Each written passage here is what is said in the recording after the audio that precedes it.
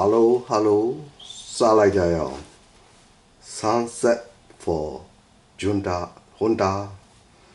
Nema si ana sinuye newinche.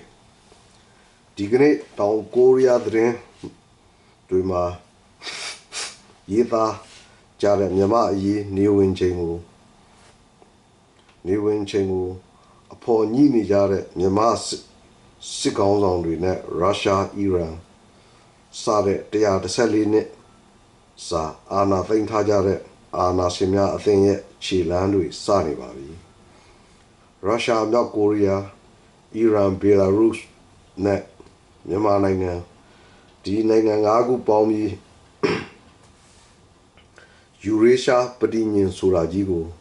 accounted Popo, Chilan Salaibi, so that the Denga Korea Drenzari, Ma Yitha Nijara. တွေ့ရပါတယ်။ပေါင်းဖော်ဆိုတာကိုနဲ့တူကြတာပဲလိုက်ပေါင်းကြတာပါ။ဆိုတဲ့စကားအတိုင်းပဲတောင်ကိုရီးယားသတင်းဌာနတွေမှာရေးကြတာကဒီဖွဲ့ကအပေါ်ရမှာတော့ကမ္ဘာငြိမ်းချမ်းရေးတို့ဘာတို့ဘက်ဆောင်ပူပေါင်းဆောင်ရွက်ရေးတို့ဘာတို့ညာတို့ဆိုတာတွေကလှပတဲ့စကားလုံးလေးတွေသုံးထားတာကိုတွေ့ရပါလိမ့်မယ်။ဒါပေမဲ့ကိုရီးယားသတင်းဌာနတွေကတော့ဒါကိုအနောက်အုပ်စုကိုတဲ့အာခံပြီးတုတ်ပြန်ကြမဲ့အဖွဲ့အနောက်အုပ်စုကိုတံပြန်ဖို့ကြိုးစားနေတဲ့အသင်းအာနာရှင်များအသင်းအဖွဲ့ Dictator Club သက်ပဲလို့ပွင့်လင်းရေးသားထားကြပါပဲ114နှစ်စီးပြီးဆိုတဲ့အာနာသိန်းသက်တမ်းမှာဂိမ်းယာကနရဲ့နောက်ွယ်ကအမောင်တို့ကိုတောင်ကိုရီးယားသတင်းမီဒီယာတွေကထောက်ပြထားတဲ့အချက်တစ်ခုကတော်တော်လေးစိတ်ဝင်စားဖို့ကောင်းပါတယ်ဒီနိုင်ငံ၅ခုကိုအုပ်ချုပ်နေတဲ့လူတွေရဲ့အာဏာရှင်သက်တမ်းကိုပေါင်းကြည့်လိုက်ရင်စုပေါင်း114နှစ်တောင်ရှိနေပါပြီအီရန်ကခါမီနီဆိုရင်38နှစ်ဘာသာရေးအယူအဆကိုသုံးချပြီးဆယ်စုနှစ်၄ခုနေပါချုပ်ကင်ထားသူဖြစ်ပါတယ်ဘီလာရုစ်ကလီကာရှန်ဆိုရင်32နှစ်တောင်ဥရောပကနောက်ဆုံးအာဏာရှင်လို့တော့တင်စားပြောဆိုခြင်းကိုခံရပါတယ်ရုရှားကပူတင်ဆိုရင်26နှစ်ဒါရင်ဘယ်ကသေးမလဲယူကရိန်းကိုပါကျူးကျော်ပြီးဆိုဗီယက်အင်ပါယာဟောင်းကိုပြန်လဲအသက်သွင်းချင်နေတဲ့သူဖြစ်ပါတယ်။နောက်ကိုရီးယားကခင်ဂျုံအန်က15နှစ်တောင်နျူကလ িয়ার လက်ကင်တော့နျူကလ িয়ার ကိုလက်ကင်တော့လှုပ်ထားပြီးအာဏာသိမ်းထားကမျိုးရိုးစင်ဆက်အဖိုးပြီးအဖေပြီးမီးအုပ်ချုပ်နေသူဖြစ်ပါတယ်။မြန်မာကမင်းအောင်လှိုင်ကတော့9နှစ်အာဏာသိမ်းမှုတွေနဲ့အတူမြန်မာနိုင်ငံကိုဆင်းရဲမွဲတေမှုနဲ့အတူအကြမ်းဖက်မှုတွေကြားတိုင်းပြည်တစ်ခုလုံးကိုအနက်ဆိုင်ဆုံးကြောက်ထဲကိုရောက်တွန်းချနေသူလည်းဖြစ်ပါတယ်တယောက်ချင်းစီရဲ့အုပ်ချုပ်ပုံကကွဲချင်းကွဲပြားပါလိမ့်မယ်ဒါပေမဲ့သူတို့အားလုံးတူညီတဲ့အချက်ကတော့ဒီမိုကရေစီစနစ်ကိုကြောခိုင်းပြီးအာဏာရှင်စနစ်ကိုဖက်တွယ်ထားတာကတော့အတူတူပါပဲကိုရီးယားသတင်းဌာနတွေကတော့ဒီနိုင်ငံ၅ခုပေါင်းလိုက်ရင်စစ်အေးတိုက်ပွဲခေတ်ကနေတိုးကိုတုတ်ပြန်ခဲ့တဲ့ဝါရှော့ပတင်ညင်လို့အဖွဲ့လိုမျိုးအနောက်အုပ်စုကိုရန်လိုတဲ့အဖွဲ့အစည်းအစ်တခုဖန်တီးဖို့ကြိုးစားနေတာလားဆိုပြီးစိုးရင်ကြီးစောက်ကြည့်နေကြပါတယ်ယူရေရှားပတင်ညင်ဆိုတာပါလေဘယ်သူအတွက်လဲဆိုတဲ့စူတောက်ကကြည့်ရင်ဒီပတင်ညင်ဟာ2023ခုနှစ်ကဘေလာရုစ်နိုင်ငံမစ်မြို့မှာစတင်အစပြုခဲ့တာပါသူတို့ပြောတာကတော့အမေရိကန်ဥဆောင်တဲ့တနိုင်ငံတည်းကဗိုလ်ကျတဲ့စနစ်ကိုမကြိုက်ဘူးကမ္ဘာကြီးမှာကဏ္ဍစုံကွဲပြားရမယ်ဆိုတဲ့ဘက်ဆောင်ကဏ္ဍစုံ multipolarity ကိုသွားခြင်းလို့ဆိုတာပါတယ် စကလုံးရဲ့နောက်ကွယ်မှာအဓိပ္ပာယ်လေးတစ်ခုပဲရှိတယ်အဲ့ဒါကတော့ငါတို့နိုင်ငံမှာငါတို့အာဏာရှင်စနစ်နဲ့ကြိုက်သလိုငါတို့အာဏာရှင်စနစ်နဲ့အုပ်ချုပ်တာကိုဘယ်အနောက်အုပ်စုကမှလူခွင့်လာမပြောနဲ့ဒီမိုကရေစီလာမပြောနဲ့ဝယ်မစောဖက်နဲ့ဆိုတာလက်ကင်ထားတဲ့အချက်ပါပဲအထူးသုံးသပ်ထူးသဖြင့်မြောက်ကိုရီးယားနိုင်ငံဂျာယီဝန်ကြီးချွဲဆုံဟီကယူရေရှားဒေသကိုချင်းချောက်လာရင်မြောက်ကိုရီးယားအနေနဲ့တုံ့ပြန်ဖို့အသင့်ပဲလို့ပြောတာဟာအမေရိကန်ဂျပန်တောင်ကိုရီးယားနဲ့မဟာမိတ်အဖွဲ့တွေကိုတရားဝင်ပြောင်းတင်းတင်းတဲ့စင်ခေါ်လိုက်တာပဲဖြစ်ပါတယ်တကမ္ဘာလုံးကသူတို့ကိုနိုင်ငံရေးအရစီးရေးအရဝိုင်းဝန်းအရေးယူကြဖို့ပြင်ဆင်နေချိန်မှာဒီရှုပ်တော်ပုံအမှုတွေထဲပါဝင်လာတာကတော့မြန်မာစစ်ကောင်ဆောင်တွေပဲဖြစ်ပါတယ်အရေးယူမဲ့ထဲပါဝင်လာတဲ့မြန်မာအရေးနဲ့အာဏာရှင်ဝီယူရန်အကြောင်းပြောရရင်ဒီနေရာမှာမြောက်ကိုရီးယားဟာရုရှားယူကရိန်းကိုကျူးကျော်ချိန်တွင်လက်နက်တွေလူအင်အားတွေနဲ့အကြီးကျယ်ကူညီပြီးရုရှားနဲ့ပုံမူနီးကပ်လာသလိုမြန်မာစစ်ကောင်စီဟာလည်းဒီအာဏာရှင်ဝီယူရန်ထဲမှာတစိတ်တပိုင်းအနေနဲ့တဖြည်းဖြည်းပို့ပြီးပါဝင်လာနေတာတွေ့ရပါတယ်ခုဆိုမျက်စိစပင်မွေးစူးပြီးဒီကမ္ဘာလုံးကစောင့်ကြည့်နေရတဲ့အဆင့်ကိုရောက်နေပါပြီကိုရီးယားနိုင်ငံရေးကျွမ်းကျင်သူတွေကတော့မြန်မာစစ်ကောင်စီဟာနိုင်ငံတကာမှာအထီးကျန်ဖြစ်နေတာကိုဒီလိုအာဏာရှင်များအဖွဲ့တွေဝင်ရောက်ပူးပေါင်းခြင်းအဖြစ်ကုစားဖို့ကြိုးစားနေတာလို့သုံးသပ်ကြပါတယ်ဘရာဇီးရုရှားအိန္ဒိယတရုတ်တို့ပါဝင်တဲ့ BRIC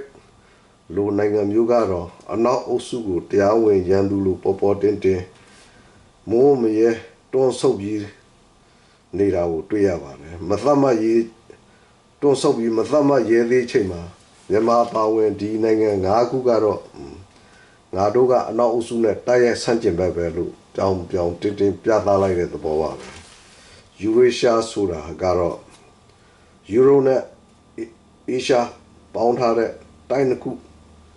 တစ်ဆက်ကြီးပေါင်းထားတဲ့ကုန်းမြေထုကြီးခုလုံးကိုခေါ်တာဖြစ်ပါတယ်လူသားမျိုးနွယ်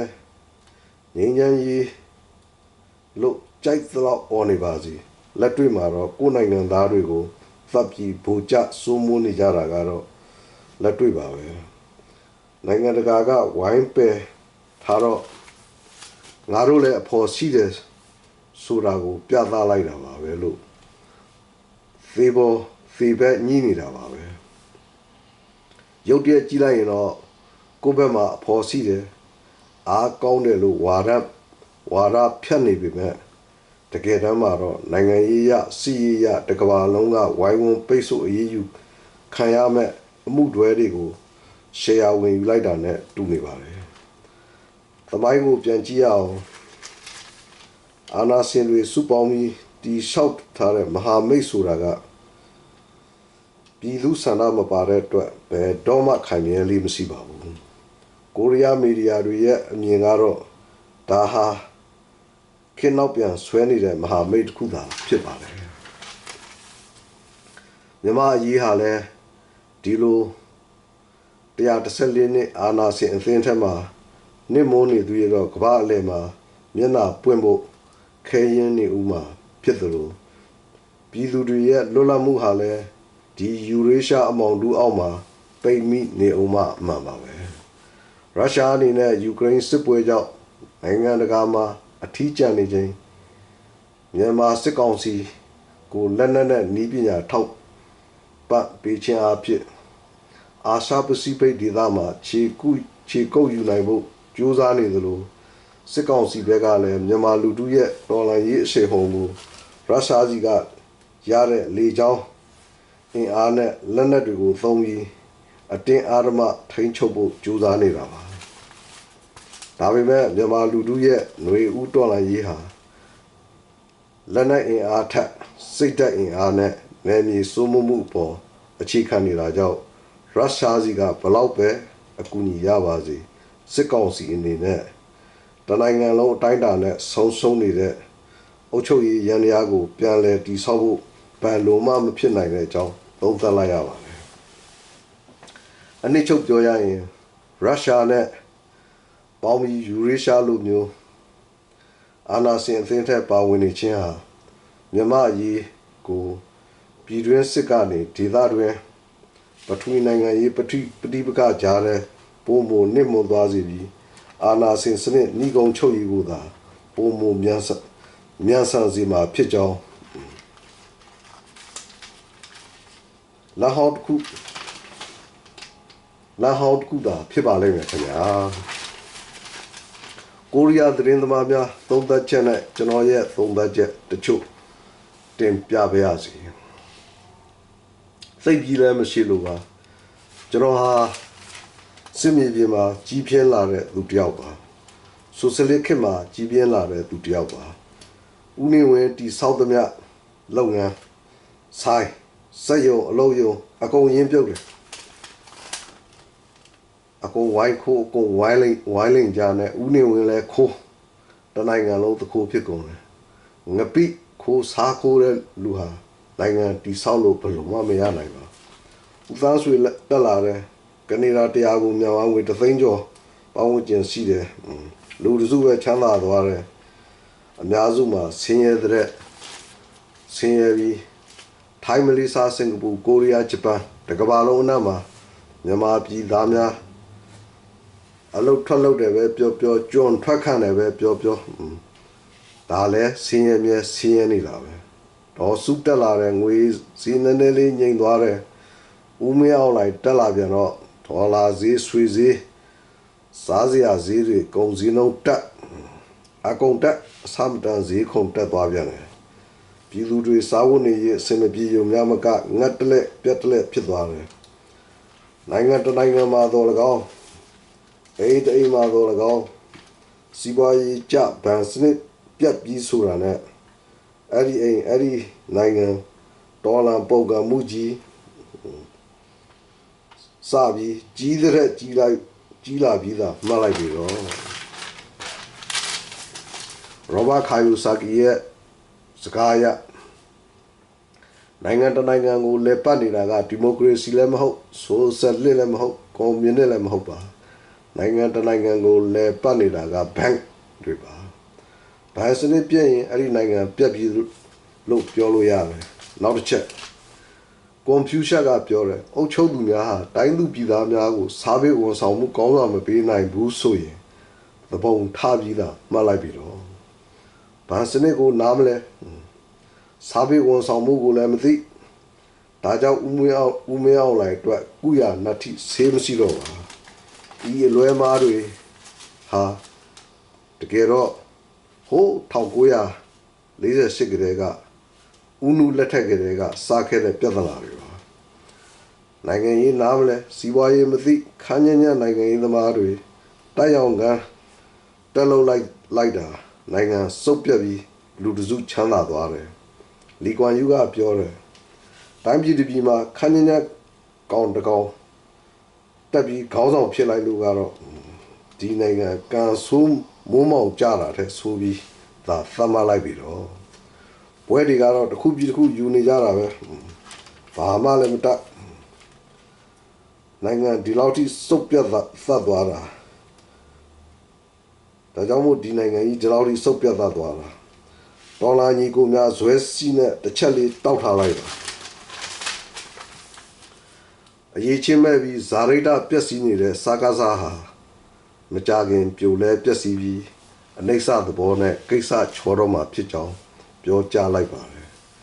ဒေါ်လာရေးကြီးမုတ်ချအောင်ရမည်တိုင်းရင်းပြည်သူများနဲ့မြန်မာပြည်သူများအားလုံးဖျားဆင်ကောင်းခြင်းပေးပါစေစင်းရဲတွင်မှပြန်လဲရုံးထွက်ကချမ်းသာကြွယ်ဝသောဂုဏ်သီရှိသောဉာဏ်ပညာထက်မြက်သောနိုင်ငံကိုပြန်လဲတည်ဆောက်နိုင်ကြပါစေတရားသောဒေါ်လာစစ်ကြီးမုတ်ချအောင်ရမည်God bless you all thank you all bye bye